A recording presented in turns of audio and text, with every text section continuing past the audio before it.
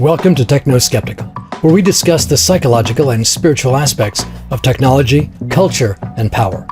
My guest today is Toben, a veteran of the Israel Defense Forces who has spent the last 2 decades working in high-end private security. Ami is the author of the nonfiction book Surveillance Zone and the new novel Ghost Echo, in which he channels his military and professional experience into a gritty, page-turning adventure. For an inside look at what it takes to make it in the shadowy world of corporate espionage, stay tuned. There are more things in heaven and earth, Horatio, than are dreamt of in your philosophy. Where are the hidden levers of power? Who pulls the strings? What is going on are consciousness wars. Public policy could itself become the captive of a scientific, technological elite. Their objective is to gain an absolute monopoly over all sources of power. What cannot be controlled must be undermined and destroyed. We need more understanding of human nature because the only real danger that exists is man himself. Ami, thank you so much for joining me here today. Thank you for having me. It's a real honor. I have to say, I've done a good number of these podcasts in the past, and yours really stands out. I really appreciate that very much. So before we get into your books, let's talk a little bit about you. You've lived a number of lives, and you may or may not be able to talk about all of them. So why don't you give us the short, unclassified version of your background? Okay. So I was born and raised in Israel in the Western Galilee, which is the northwest tip of Israel, on a small-ish kibbutz, which is a farming commune in Israel. Had a pretty standard childhood by 1970s, 1980s, early 90s standards in northern Israel, which is not exactly standard internationally, but standard Israeli-wise. Got drafted into the IDF at 18 after completing high school, and I served in the IDF as a tank commander from 1994 to 1997. Some of that comes up in my writing, and I've talked a lot about it, and I can elaborate on that. But to keep things moving, after the IDF, I wanted to basically bring about a dream that I've had since I was a teenager, since before the IDF, of practicing martial arts. I started that even before the IDF, and I was doing it through the IDF and fell deeply in love with martial arts. And basically waited till I was free to travel to Japan and study Aikido, and which I did about a year after I got out of the Army. And I spent somewhere like 3.5 to 4 years in Tokyo studying Aikido and also an art called Shinto Musoryu. And again, I can get into that a little bit more later if necessary. And at a certain point, I decided that I was hitting a kind of a ceiling in my mid-ish 20s and wanted to pursue a university degree, which brought me to the United States. I came here to the West Coast, to the San Francisco Bay Area, to get a degree from UC Berkeley, which I eventually got, with the general plan of taking that degree and going back to Tokyo and starting something there.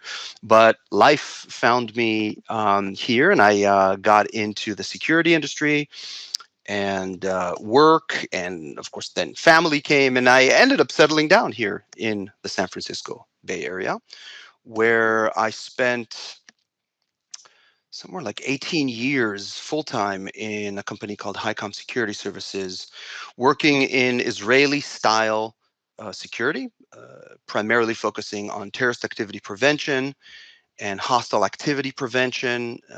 And through that, got much deeper and deeper into surveillance detection and everything involving the more covert aspects of security. I had some specialized training in Israel and conducted a bunch of specialized training here as well. And that basically leads me to starting the professional writing, my Protection Circle blog that led to my Surveillance Zone book. Over the years, I've expanded into other types of security as well, corporate security that I was doing, and currently, even though I'm still associated with HICOM, working for a private family office in Silicon Valley. So that's really a nutshell of a nutshell of where I am and where I'm from. Well, now that you've gone through all that, I actually recognize more than I expected to from your book. Indeed, there's that. There's definitely a memoir-esque aspect injected into the book. Yes. So let's get into the books. You initially did, as you mentioned, a lot of nonfiction writing on your blog, Protection Circle, and then you wrote Surveillance Zone, which I have here. I enjoyed that. You let me read that when it came out, and I got a lot out of it. And now you've written Ghost Echo, which I also have here. So this is your first foray into fiction writing, I believe. Your other work has sort of been in the same general nonfiction genre. So tell us a little bit about that evolution from kind of niche industry commentator to mainstream now action espionage novelist. So oddly enough, I actually started the very first things that I wrote were not published, and they were actually fiction. This is writings that I used to do back when I was living in Tokyo, and they were basically fictionalized stories from the kibbutz that I would send to my friends back home. This is in the days. We're still talking 90s here, so we were still writing. There was email, but we weren't using it, and this was letters and hard copy photos and stuff like that. And I would send these stories back to my friends, and some of the writings expanded into what I was doing in Japan and bigger feelings of sadness and longing and sort of elements that eventually I really delved deeply into in Ghost Echo. But that was basically sort of a kind of a private kind of thing. And then when I got into security here, I suppose the two things that happened here was I got into professional security, high level security. And having graduated from UC Berkeley, and you could say a lot of things either way about a place like UC Berkeley. The one thing unequivocally that it does is it teaches you how to write. And when you sort of light that bug in someone like me, I just want to write about what's going on, and I want to explain what's going on. And that gave me the outlet that I started with Protection Circle, the blog, about all the surveillance detection and covert corporate special operations of various kinds. It's an interesting subject, and I think it's a subject that a lot of people like to hear about and a lot of people don't know about, and not a lot of people write about. So I found it very interesting to write about it, and very quickly started getting feedback from a lot of people about that, about A, how much they liked it, and B, how much they found it useful if they're people in the industry. And then, of course, the calls, hey, you should publish a book, and Surveillance Zone basically came out of that. And some of these inklings of people talking about, hey, this really sounds like some kind of espionage kind of novel, and I was like, oh, this is real life. This is not a novel. But it starts sort of your creative juices of, it's like, what if? But what if a character like this, and what if this, and what if that, and all of that basically gels into kind of my desire to go back really where I came from initially, of fictionalizing what I was doing. And I guess maybe it's more of a closing of a circle than a venturing into a new thing. Now that I sort of say it out loud, maybe that's what it was really. So there are a lot of interesting things in Ghost Echo that I want to talk about. But let's start with what I think will be the first thing readers notice, which is how realistic it feels. I mean, you've told us a little about your background, so it kind of makes sense. But when I was reading the book, and especially the action sequences, I had the distinct feeling that you were not describing things from your imagination, but these were things you had experienced. And you mentioned even that you were in a tank battalion, right, in the IDF, and there's a big, pretty dramatic scene with a tank battle in the book with some details that kind of like a regular writer, I think, wouldn't think to include those details or even recognize that things like that would exist. So talk a little about the way that you mixed fact, fiction, and, as you said a minute ago, memoir to tell this story. Yeah, I mean, as you said, as I said, it is a memoir blended into a fictionalized memoir, or however you want to call it. I'm trying to think. It really depends on the chapter and on where it is in the story, but especially in the background, something between 50 to 70% maybe of the story is actually true. Is actually real life. And incidents, for example, in the IDF that are mentioned in the book, they're dramatized and fictionalized to some extent, not to every extent. All the locations were 100% real. All the locations were places where I actually was in actual incidents and day battles, I suppose you could say, in the security zone in southern Lebanon at the time. So there's a lot of that, and I think what I was trying to do through that is also just give a sense of realism. I try doing that a lot with Surveillance Zone as well, of like, here's how it is in the real world, and like here's what's behind all the flashy stuff, here's the not flashy stuff, here's the ugly stuff. And I wanted to do that in fiction. Of course, fiction, you have a license to do it, as much as you want. And I thought it was really interesting to do that, and I thought it was really interesting to explore that, and to bring that in. I have to mention that I was inspired not only from my own writing and from my own memoir, but from other writers that have done, maybe not so much on a personal level, but writers who have blended real life and fiction. Maybe you could call it historical fiction. Maybe you can call it something in between. So famously, Frederick Forsyth did this in the Odessa File and in The Day of the Jackal. Those are two very famous books that became two very famous movies, of course. And he got a little criticism for it because it's fictionalized. It is categorized as fiction, but it's so based on reality, and it's so difficult to distinguish. Well, where does the reality stop and the fiction start? And I love that stuff. I think it makes for really interesting reading. Keep the reader guessing, and challenge and tickle that sort of, oh, did that actually happen, or where did it stop? Ken Follett did this too, also with Triple, which is a fantastic book about a Mossad Operation Plumbat, I think it was called, about basically starting the Israeli nuclear program and how it started. And he did so much research on it. Of course, he wasn't involved in it, but he did so much research on it. And you can only do so much research on a covert operation like that. And at the edges of where he got to in the research started the fiction. So basically his best educated guesses of how did they actually do it behind the scenes.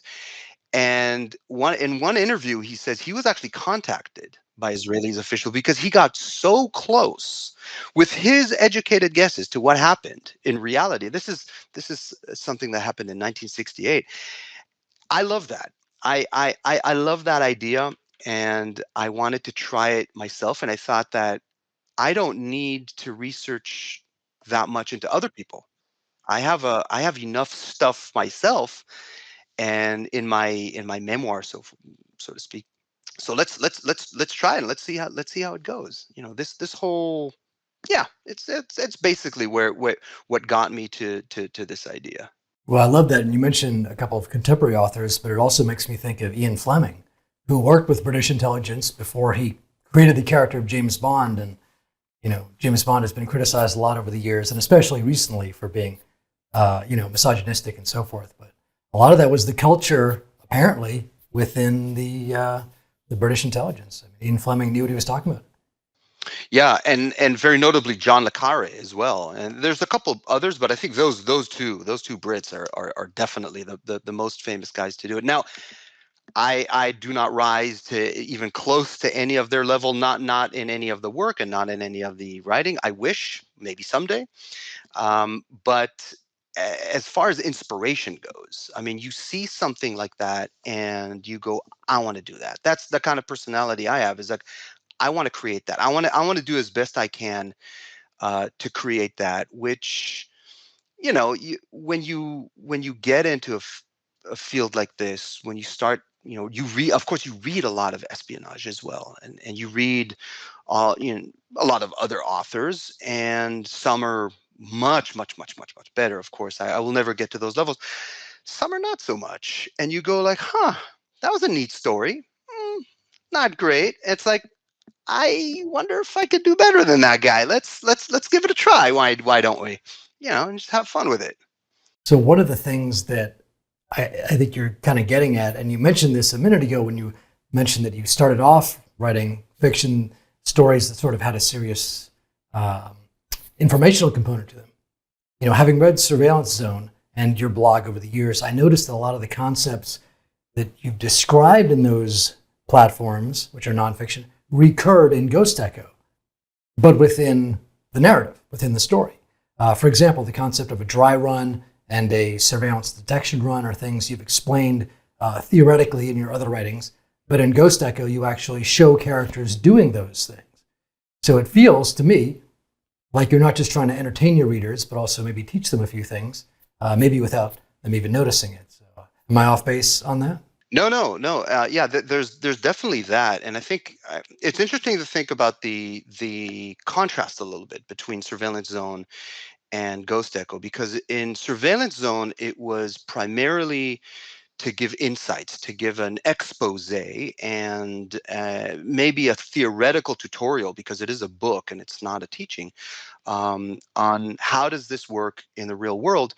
And very importantly to me, with Surveillance Zone, make it interesting, make it entertaining, make it fun to read, give a story from the field and then explain how you did it, and then another story and explain how you did it, and tell it through explain it through a story, not a fictional story, a real story. Because this is one thing about writing, is people need stories, actually, not only with writing, also with public speaking or with any kind of delivering of information. People want stories. Give them a story. In Like I said, in Surveillance Zone, it was true stories to emphasize the point, and in Ghost Echo, it was, well, some of it, of course, was true, but it's in the context of fiction. So the script kind of flips in the sense that it's entertainment first and then teaching, and that's pretty much what you have to do with fiction. And I learned a lot, of course, during the process of writing this book. If you get too teachy or too preachy with your novel, it's gonna start palling. It's gonna start dragging a little bit. People will. It's gonna get a little boring. I can always tell when an author gets a little too teachy or preachy um, with their story. They start ventriloquizing their characters into explaining things. I do have a little bit of this, but within the context of teaching someone who's learning. And even then, you have to be careful with that. So I think that's one thing that I learned. The book Ghost Echo started way more teachy than it actually ended up being. I started with, I mean, the first draft was something like 150,000 words. It is now maybe around 80 or 90, I don't remember. And which, of course, is a big help that editors do, where this is such good stuff, you tell yourself. You have to convey it. You have to tell people, oh, he's teaching the reader how to. Yes, but where's the story? You lost the story like 35 pages ago. Like, you got to move it around. So it's really tricky. And I still have so much more to say that didn't make the cut for Ghost Echo because of that. And I guess I'll have to get it into the next books. Yeah. Well, and you mentioned the next book. So this is Ghost Echo number 1, apparently, in the series. And I've got Surveillance Zone here by comparison, which shows that this is a much more ambitious project because, okay, maybe it takes a little more effort to entertain someone than to teach them, but it also takes more pages. It does, because I mean ultimately the story is what has to guide you, and stories, they take time. You have all these characters, and you have to develop the characters, and it has to go somewhere. um and ultimately, when it comes to what you want to say, um I think that's maybe to answer back into one of your earlier questions about like the difference between the nonfiction leading to the fiction. Um, Nonfiction, there's only so much you can say about it because it's nonfiction. It is what it is, and you're talking factual, and you're talking about stuff that happened, and stories and examples. And then when you get into fiction, oh boy, you have not only the license to say so much more, but just altogether, like message wise and character wise, and about life and meaning and identity, and there's like there's way more to say, so you get larger books. That's pretty much how it goes, and at least in my experience. No, that makes perfect sense. You mentioned stories, so I watched the Marvel movie Thunderbolts recently. And one character had a line that really stuck with me, especially after reading your book. She said, "We're brought up with this belief that there are good guys and bad guys, but eventually you realize it's just bad guys and worse guys." And that's, of course, a deeply cynical worldview. That was sort of the villain of the movie saying that, but it's a pretty accurate description of the characters in Ghost Echo. So, to what extent does that reflect your real life experience? I love this question because obviously, I mean, you put your finger on that subject, and it was a big part of this book. And the descriptions, I think, is particularly about the villains, so to speak, and their motivations, but also about the protagonist and the good guys, and the fact that not all is good in the among the good guys. It's always gray, and it's not that it's gray just in my experience or in my life or in my world. It's gray for you too. It's gray for everybody else, whether you know it or don't, whether you realize it or don't. It's always a question of being gray. And it's I think a better way of thinking about it, a more useful way of thinking about it, is that everybody's basically trying to do their best. I mean, you just mentioned this too. The bad guys are trying. They're trying their best. Nobody thinks they're the bad guy.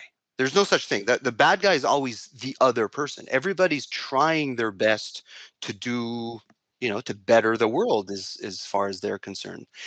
And I think that's really important, and that concept of people trying to do their best and trying to understand that fact, conveying that fact and understanding that fact, um, is basically in Ghost Echo. There's a lot that goes into Aikido and the way of thinking and understanding the opponent, and basically being able to empathize, which is very different from sympathizing. You're not taking their side. You're not taking their stance. You're seeing it from their perspective, which is very, very useful, even or especially if you're trying to counter their side, because they're your enemies. Know thy enemy. That whole concept. There's nothing new about that, but getting the deeper understanding of that, and the deeper you go, the better you'll be, because you'll be better positioned to do something about it rather than just clash and hope to beat it. If you get in there and in some cases get in people's heads, you can make much more effective change. And that reminds me of something that I've heard said about nations, which is that nations don't have principles, they have interests. And Yeah. so whether you think something's good or bad just depends on what side you're on. I would even go and say that I'd say as much as there's nothing. I don't see anything inherently wrong with principles, opposing principles, and so forth. It's everybody's got their principles, and according to their principles, they're just as subjective. These principles. So you look at the biggest villains you can think of, uh, Hitler, Saddam Hussein, whoever you want. Take any big villain, constantly talking about peace. What they want is peace. Now, peace in their warped thinking is achieved through terrible things, but their supposed ultimate goal is to get to some utopian peace, right? So even you can even look at it as the principle of peace is, everybody's got it, but no, you have to understand their way of thinking about it, and then I think that's where you can do something with it. No, absolutely. And one of the things we see with ideologies, right, no matter how many people are killed by the followers of an ideology, and you can name the ideology you don't like, it's always in the service of humanity, right? We need to bring all of humanity under the umbrella of this better way of living, right? Yeah. Whatever that may be. And then once we do that, we'll be good. Even more than that, sorry to cut you out, that the better way to be, the higher, the loftier the person talks about it, as in revolutionizing the entire planet and peace on earth, the more you should be suspicious of them, because these utopian ideas usually don't lead you anywhere worth going, because the world doesn't work that way. I think there's what's the expression, that the map of utopia is littered with shipwrecks. It's there's no how about we don't shoot for some utopian dream and shoot for something a lot more practical than that. Well, that would be too simple. It would Indeed. require accepting that there's more than one way to think, too. Indeed. No risk of that, though. No risk of that. That's not happening anytime soon. So don't worry. Life is going to remain very interesting for the foreseeable future. So you mentioned various kinds of martial arts, both in your own experience and, of course, in the book. And they do indeed feature prominently in Ghost Echo. You mentioned Aikido and Shinto Muso Ryu by name. In the book, you have a couple others you mentioned, Ryu Kendo, and then Krav Maga. You describe Krav Maga, but you don't necessarily name it. So I have a couple questions with this. One, maybe tell us a little more about the backstory, your actual experience. And then, is there actually a Ryu Kendo? Because when I Googled it, all I got was references to the Street Fighter video game.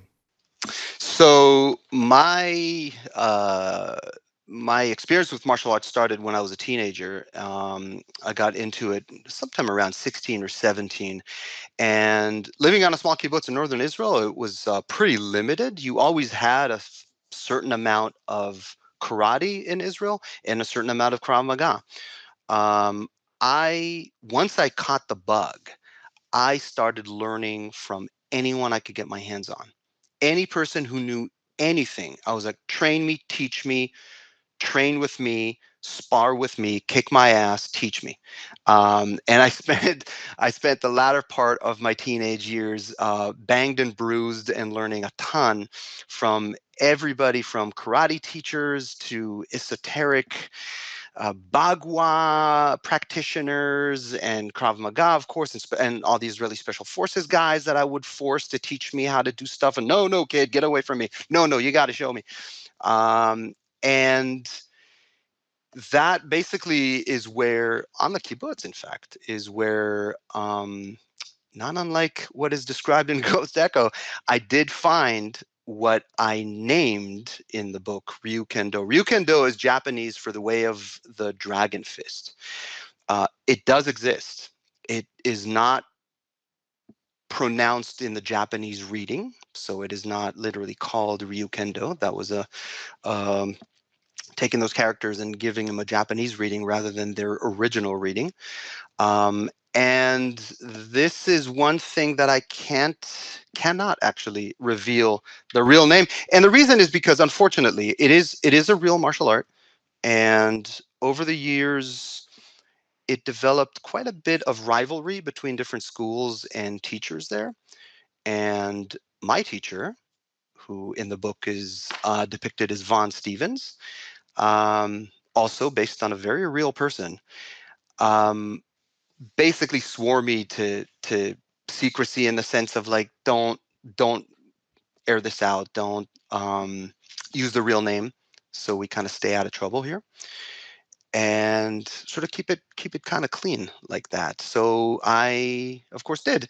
Um, as far as martial arts, I mean, like I said, I got my hands on everything, and the Ryu Kendo was a big part of it. I actually took that all the way with me through the army and all the way into Japan. I kept on practicing it even when I started doing Aikido in Japan and Shinto Musaryu. I was still practicing some of the kata and some of the technique. I still till this day do it downstairs in our home garage with my various heavy bags and uh, human opponent bags that I have down there. It's still very much in me and still very much a part of my life. So martial arts for me has always been a big blend of different elements, and a love for all martial arts, and specifically for a couple of them. So in the book, you delve into the way that martial arts are not just a physical pursuit, but a psychological and a spiritual one. You describe Aikido as embodying the psychology and spirituality of power. And that phrase jumped out at me because it's so similar to the topic of this podcast. I would love to hear a bit about your view on the psychology and spirituality of power and how Aikido figures into it, not just as a tactic, but as an overall worldview, if you will. Sure. I think power.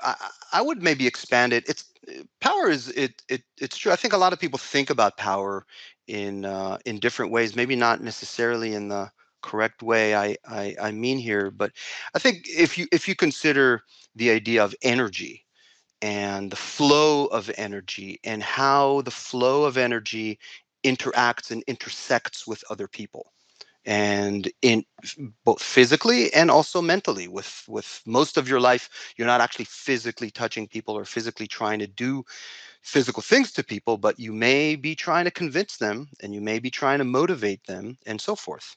So this idea of the interactions, the intersections of energy flow is all around you. You've never not done this in every interaction you've ever had in your life, and this is just for everybody. Not I'm just don't just mean you.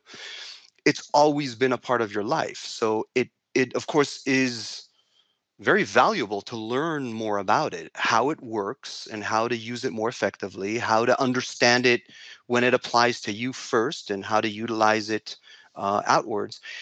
And I think this is what basically leads you to what led me to Aikido, which, from my experience, delves into this concept um, deeper than the other martial arts that I've practiced. Now, you want to stay away from which one is better, which one is whatever. And there's Aikido, of course, gets a lot of flack, and the whole idea of realism and non-realism.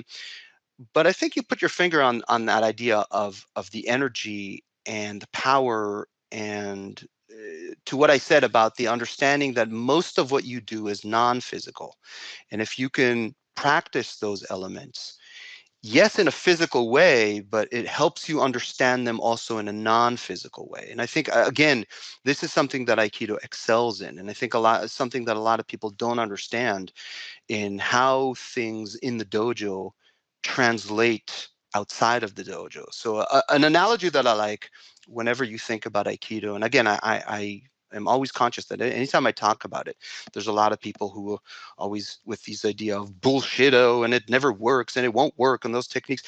I've practiced so many martial arts myself, and I've blended so many things over the years. I think I have a decent handle on what does and doesn't work. And I'm not gonna say here that everything in the Aikido dojo will translate to the street. It's not supposed to.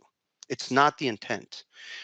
You're working on deeper understandings and concepts. I think a good way of looking at it is if we compare Aikido to, say, a more practical, and it's air quotes here because that word isn't exactly apt here, but what's practical or realistic, say if you want to look at the hard arts, say if you want to look at jujitsu versus aikido, and when you look at it in this conceptual way, um, the jujitsu works on such a physical level that it's difficult to understand, or it doesn't necessarily give you the more psychological aspect because you're so locked into your body doing it, that you don't, it's very hard to develop it into the way of thinking, or at least harder than Aikido is.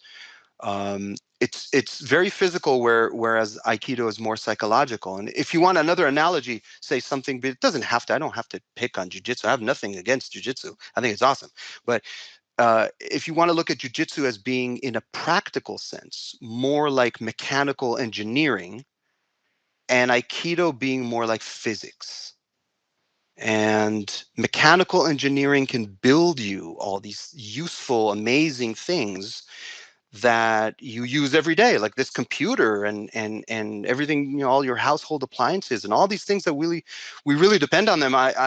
Far be it for me to say anything bad about electrical or mechanical engineering. Aikido is more like physics. It will teach you, so you can't necessarily apply it physically. In physics won't build you a toaster, but it will explain the universe. And I think that's a big appeal that it has to me, is that it goes much deeper into how things work. I think in a way you're describing the dichotomy between hard and soft martial arts. Certainly in the Chinese tradition, the Tai Chi would be the equivalent, right? Because, I mean, there's a great movie called Tai Chi Master with Jet Li, Yeah.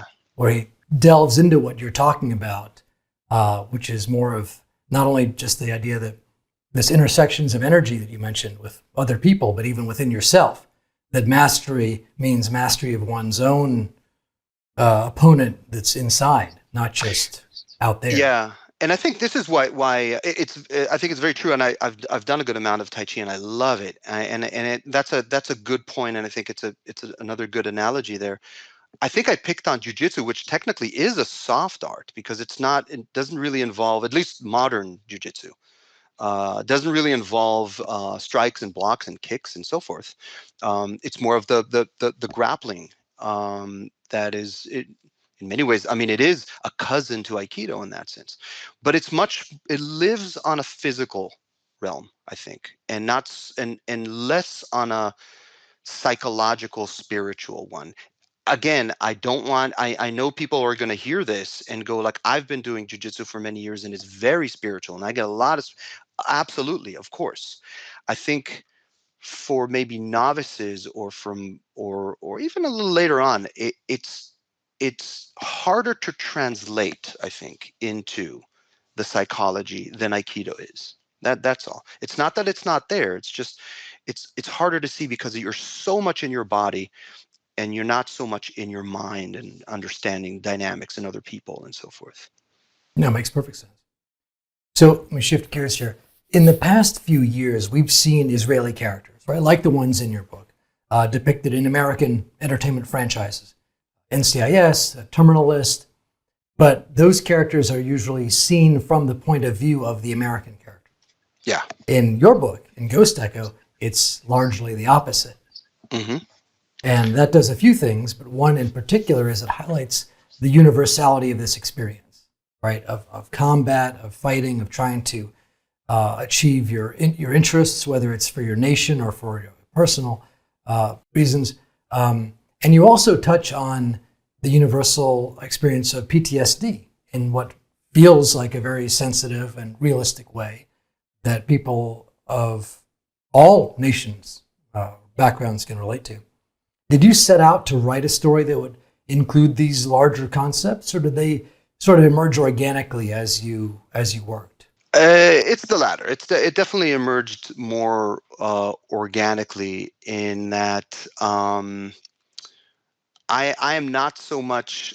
I guess the way that I wrote this book as well. It took me a long time to write this book, years in fact, and it went through a number of edits and re-edits and rewrites and so forth. Like I said, it started way larger than it is right now, because it needed to be edited down to be what it is.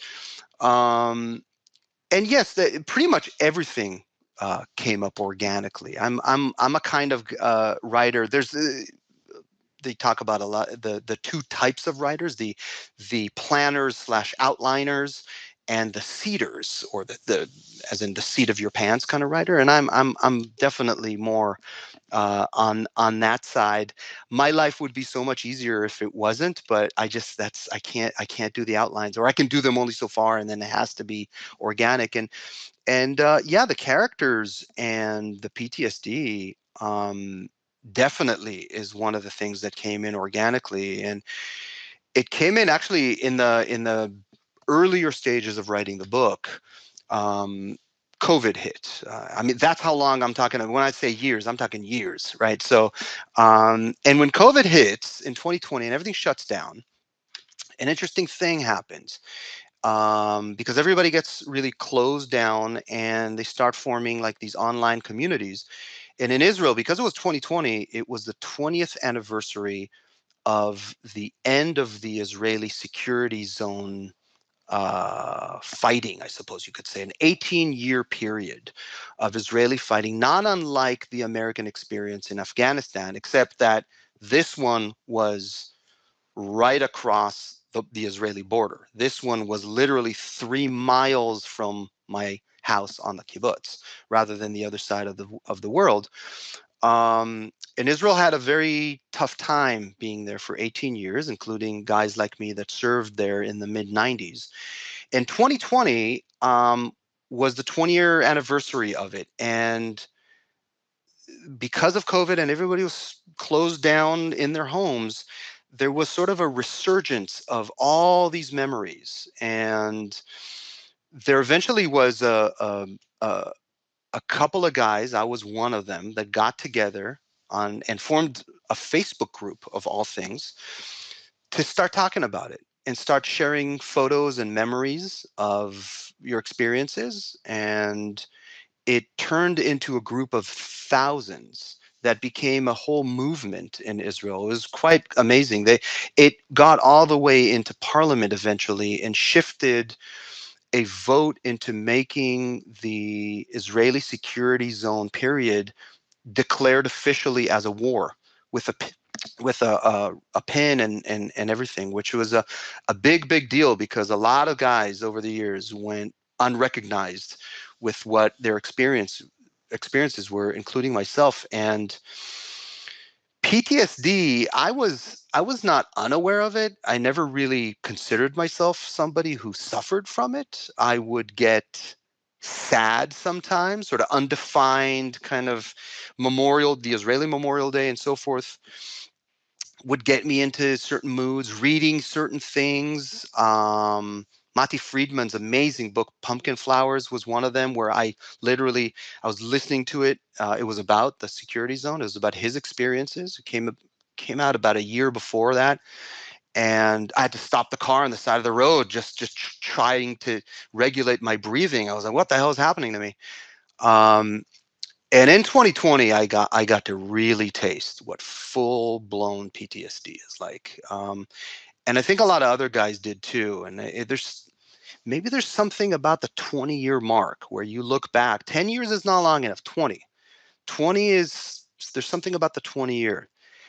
And I got a full blown PTSD experience that lasted a good year and a half. And it was very difficult to write the book. I had to stop writing too, because I basically got in the story to the part that gets to the IDF and gets to Lebanon. And by the time I was ready to start writing again, um, I thought, there's no way I can keep this out of the book. It has to be in here. It is so true and it's so important. And I think it's important for me to talk about it, because it touches a lot of people who don't realize that talking about it is good, and it could be very therapeutic. And talking about it and writing about it was for me as well. It's not easy. It's really hard, but it was very important for me to mention it. And yeah, and once you look at it, and once you go through the editing processes, and you get other eyeballs on it, and and you have to winnow it down because it has to flow, and you're like, well, how can it flow? It's my own traumas in there.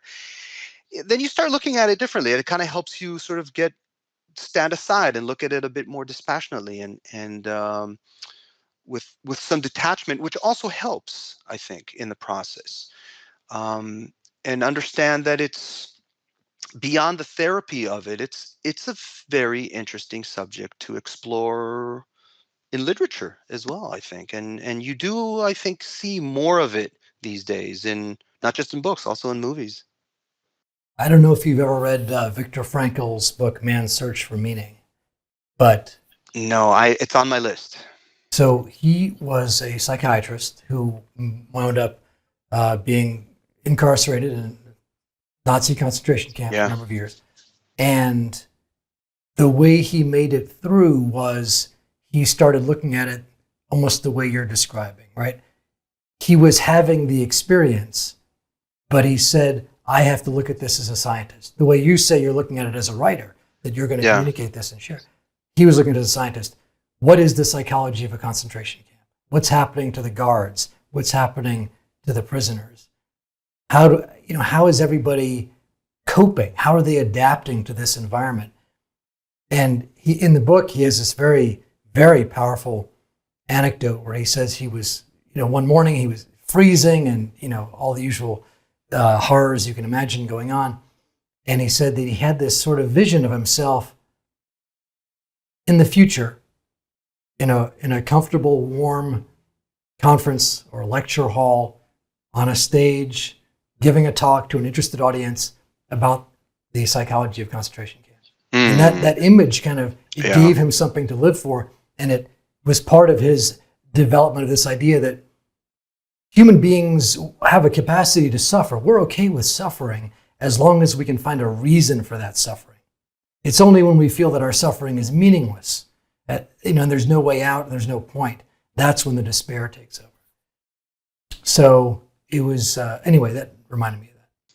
Yeah, no, absolutely. And I would be remiss if I didn't mention, as far as incidents happening that really stopped me from the writing process. During the latter part of the writing process comes October 7th, and that hits everybody like a ton of bricks, and me very much so as well.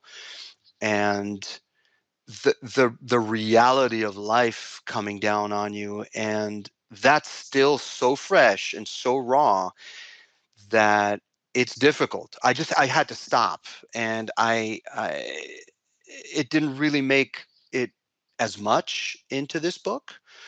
Um, but I think it's also interesting when you think about trauma, and when you're envisioning while you're going through the hard time, and what keeps you going, and envisioning yourself talking about it later on is definitely something that I did. And I think that's part of what makes PTSD so hard, because PTSD is after. You're no longer in the suffering. You no longer have any longing to. It's the opposite of that. You're stuck, and the past won't let you go. And I think one of the things that makes it so dark is that there isn't really any physical circumstance for you to get out of. It's all in your head. And that's really, really difficult. I can tell you, there's just, it's soul devouring, really, is what it is. It's there's no way out of it. Yeah. Well, of course there is. But at the depths of your misery, you can't see any way out of it. Even though, of course, there is, and nobody should give up on that. In terms of conflict, which of course is traumatic for anyone, in the book you mention this idea of hybrid warfare, which is sort of an all of the above form of conflict, in which terrorism, disinformation, insurgency, and even crime are used to strike at a target population, to undermine them, to create chaos, or to allow for somebody else to come in and take over. So in addition to the conventional, the way that power is exercised, right, through military force, as you look at the world around us today, how much of this kind of thing, which you delve into a little in the book, do you see actually happening all around us? You know, the interesting thing is that it's not how much do I see that is like that. It's, can I even find anything that isn't like that? Can I even find any conflict that isn't a hybrid version of warfare? And I can't really find any, because it's all hybrid. We used to talk about, I think even in the book I mentioned it as part of the Russian. So the Russians got really famous for the Russian hybrid warfare, and starting in the deep dark days of the Cold War, and how they're trying to infiltrate, and they're working on all fronts, and propaganda and media and undermining and everything.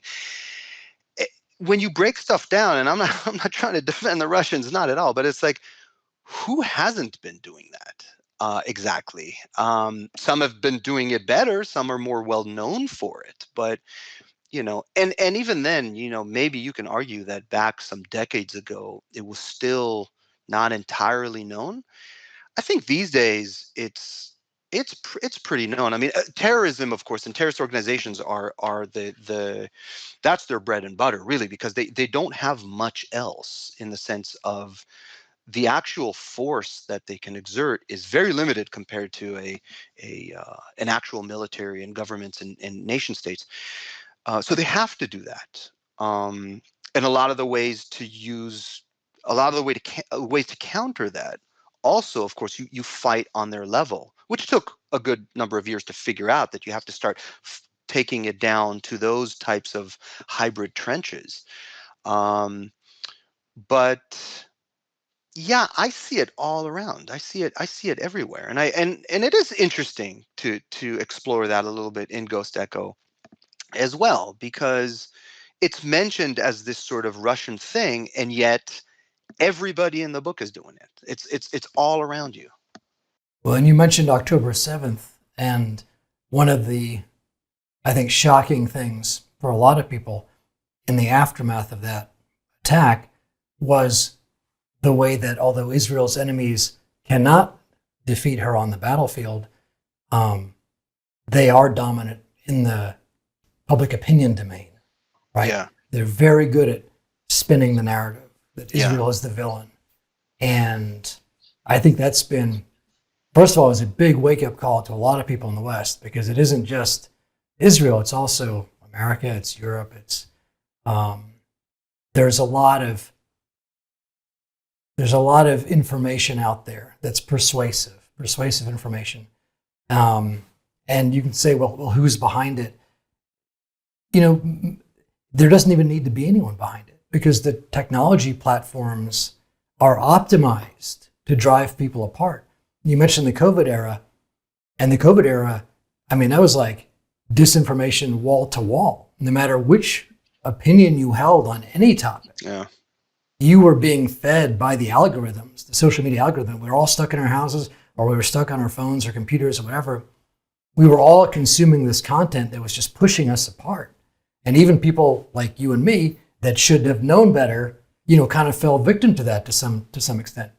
So I think it's not even so much as like, oh, Cold War, right? The Russians want to undermine, the Soviets at that time, want to undermine our society so they can come in and have their socialist revolution take over. But it's not like that anymore. It's just chaos. It's just this kind of nihilism. And a lot of that is, if you look at what the tech guys say, it's a feature, not a bug, right?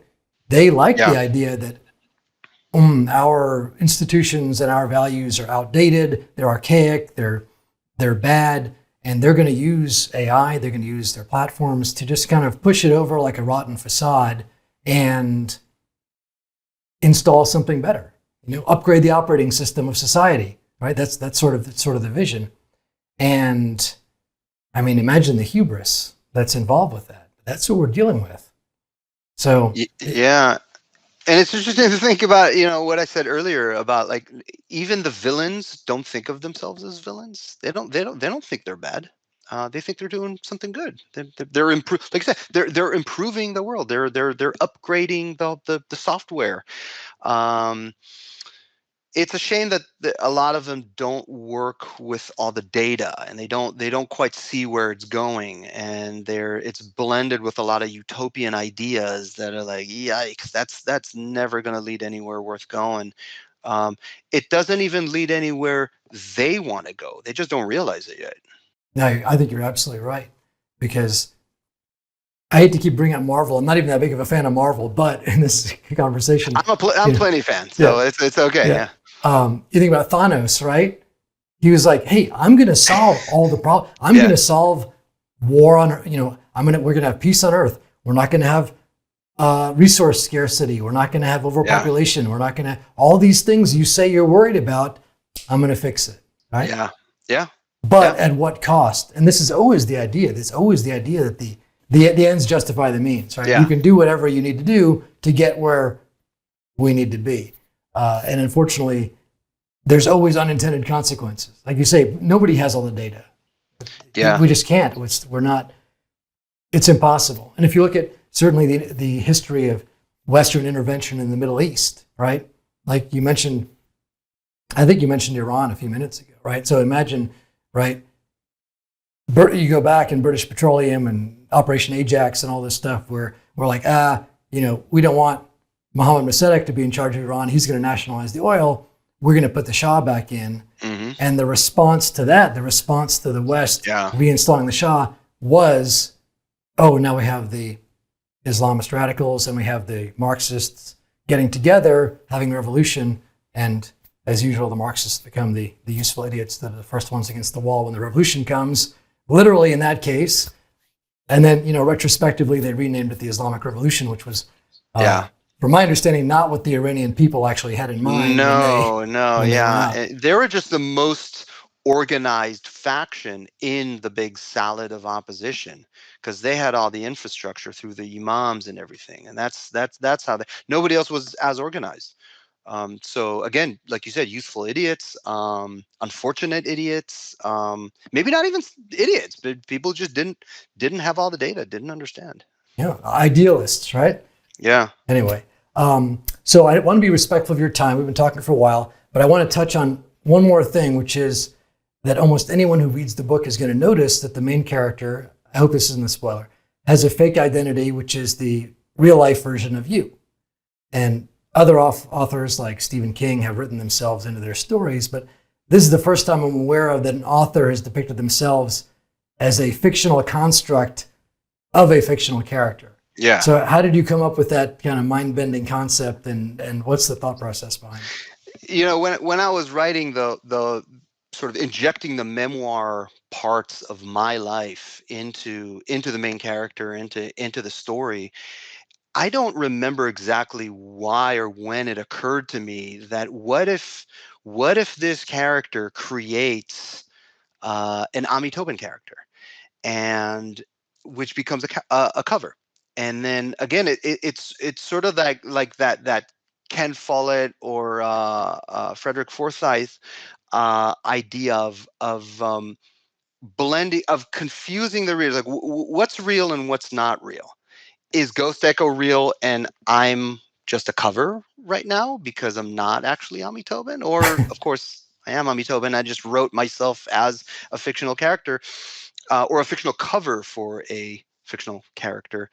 As soon as I thought of it, I was I was really pondering. I was like, do you really want to go there? Do you think it's going to be a good idea? Are you taking it too far? And then ultimately, once I thought of it, I could not do it. It was too fun and too interesting an idea to pass up. And I just had to go with it.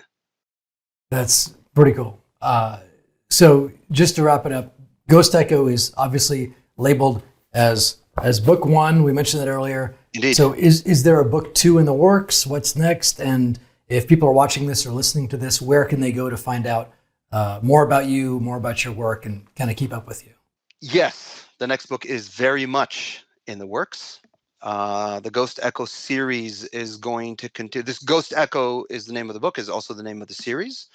I can already give you a little scoop that the next installment in the series, the sequel, is going to be Choke Point, and that is indeed in the works, and it will basically start where Ghost Echo lets off, and also blend a lot of reality with fiction, and go into a lot of the territory that we've discussed. It's going to explore some of the territory that was touched on in Ghost Echo and go a lot deeper into some of those aspects, and go to different places and give you a lot more excitement and fun. I guarantee it.